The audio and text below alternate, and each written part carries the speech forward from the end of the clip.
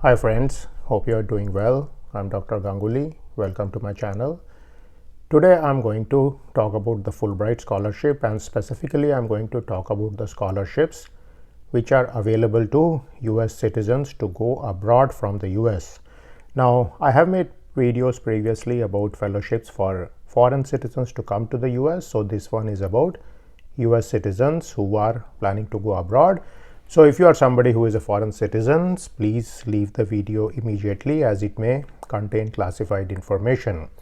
So with that, let us begin. Now, you know that the Fulbright Foundation is essentially operated by the US Department of State, and they give a plethora of scholarships each year to fund the visit of various people to different parts of the world. So essentially, this particular fellowship is open to people of different types, but you must have a bachelor's degree, and you can be somebody who is a dreamer who wants to make a significant global impact. So one of the aims of this particular scholarship is to promote cross-cultural understanding, and through these fellowships, hopefully there will be more peaceful relations between different countries around the world. So that's the primary objective of the Department of State. Now, let us see who are the people who can apply for this fellowship. Various type of people are mentioned. For example, researchers, artists, teachers, and different professionals who seek international experience.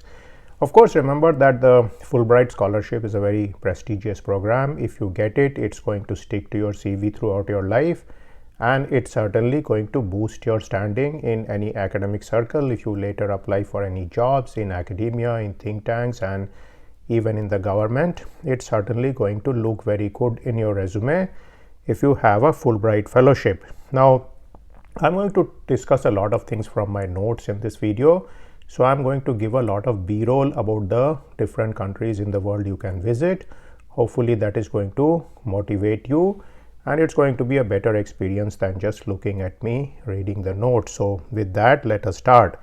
Now, the Fulbright scholarships are being given since 1946. The primary aim is to promote global understanding and peaceful relations between countries.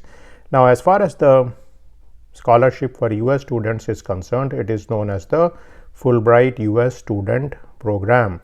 Now, this can be given to different type of people. There are scholarships for researchers, there are scholarships for people who want to teach English, and so on. So there are various types of scholarships out there.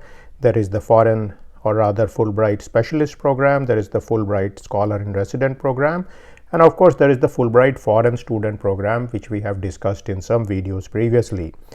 Now, the requirement here is that you should be a US citizen, you should have at least a bachelor's degree, you should have a strong academic record, you should have good leadership skills, cross-cultural adaptivity, and so on. Now, one of the things which is going to be very important for you is to craft a good research or study plan in the country you are visiting. So this is something which plays probably a more important role than your CGPA.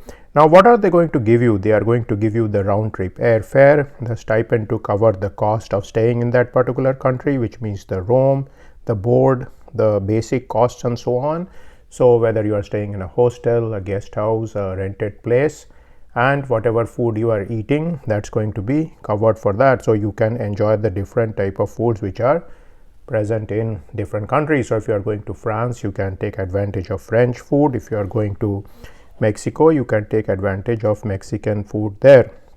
Now, they also provide you with accident and sickness insurance coverage, 24/7 support number, which you can call in any emergency situation, and if you need any support in terms of mental health and so on. Now, in general, for the US citizens, it is better to apply for Fulbright through the particular university they are currently in or they were previously in. So maybe you can apply at the end of your bachelor's degree term, and maybe if you have just graduated, you can contact the different people in the university who are responsible for Fulbright, and you can apply here.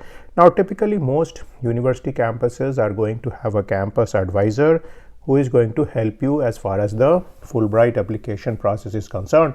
This is very useful because the application process is quite complex, and you need some help, some mentoring in case you want to create a good application. So with that, let us look at the application format, the details, and so on. So some of the things which you are required to give are your college transcript, the statement of purpose as to why you are planning this particular Fulbright visit, the project description, 3 letters of recommendations or references.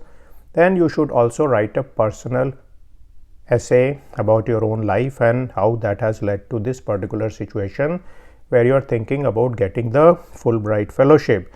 Now, in some cases, you may need to give a letter of support from the host country and the host university or professor. That may be required in some cases. Again, in many cases, the university faculty or advisor helping you out can help you get some of these letters and some of these contacts. So you will see that most US universities have professors from around the world, and therefore you can approach different professors also for help in the particular countries they formerly belong to. That is going to help you get a good host and get good university and get some information about that. Now, one of the things I have seen lately in many of the cases where US people are going outside on Fulbright is they are actually the children of immigrants who have come from foreign countries. So what has happened is that there is a large part of US which is composed of people from African countries, from Asian countries, and so on. What I mean is that their parents came from these countries, and so these guys are much more amenable to go to many of the countries in the so-called global south. So for example, I have seen many people from India, China, African countries, Philippines, Mexico, Brazil, and so on, who are thinking of going to their own country or their former country in terms of their parents and spending some time there. And this is advantageous in many cases because you may be already familiar with the language of the country, with the socio-cultural context of the country. You may even have relatives there who may be able to help you to settle down and so on. Now, of course, you can always target the countries of Europe also. This is a choice you have to make. Now, in some cases, it may be good to go to the country where your parents came from, but in some cases, it may actually be better to take on a new experience because that is going to be more interesting, more rewarding to you in terms of your cultural growth. So that is something you need to keep in mind. There is a trade-off study involved here which you may need to do. Now, what are the different criteria they use to give the Fulbright? They essentially are going to look at your research plan. They are going to look at your GPA.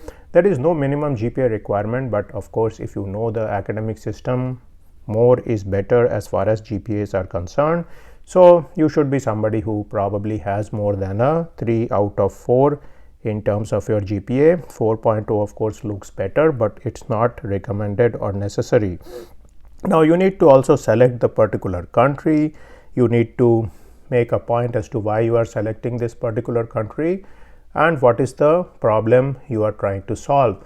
Now, some of the best proposals come in situation where the country has been selected with the proposal in mind, and it's a country where you feel that your research and contribution can make a big impact. So there are many countries, for example, in the global south, where there are many issues which a person can help to minimize or reduce if they are coming from the Fulbright background or from the Fulbright scholarship.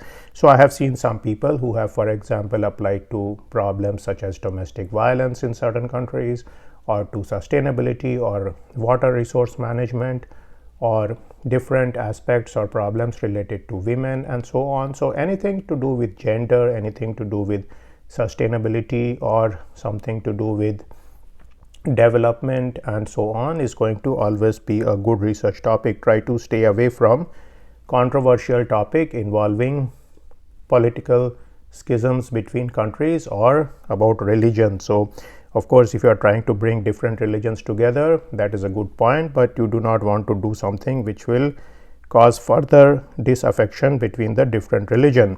Now, one of the things they tell you to do is to not fall for any particular stereotypes in the project or proposal you are applying for, and make sure that you are open to the new culture. You learn from the new culture which you are visiting. There are various trends going on throughout the world. There is a large trend in terms of globalization, in terms of decolonization and so on, and you will be able to bring some of these aspects from the things happening around the world to the United States. You will also see a lot of technological development is going on at various levels, which is also helping the various normal people and the people at the bottom of the system. So technology is always being used to uplift people around the world, and these are some of the things you may actually learn from your Fulbright experience. So you should make it such that this experience is rewarding to you. You can of course learn a foreign language, you can try to improve your linguistic skills when you go to a foreign country, and you can also try to grow as a person. So sometime what can happen is that a foreign visit for 6 months or even 8 months can give you more growth in terms of your personality, in terms of your character, than probably spending several years in your home country. And do remember, Fulbright is going to stay on your resume, on your CV for the rest of your life, and it's going to keep you looking good for a long time to come. So I'm going to put several videos in the end screen which you can take a look at to further your journey into the research process, into writing research proposals and so on, and hopefully that will help you in your application.